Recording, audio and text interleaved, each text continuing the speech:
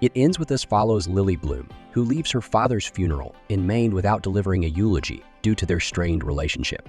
Returning to Boston, she opens a flower shop and meets Ryle Kincaid, a neurosurgeon with whom she begins a relationship. Directed by Justin Baldoni and starring Blake Lively, the film is based on Colleen Hoover's novel about domestic abuse disguised as a romance. Although the film effectively depicts Lily's emotional journey and the complexities of abusive relationships, it struggles with cliches and underdeveloped characters.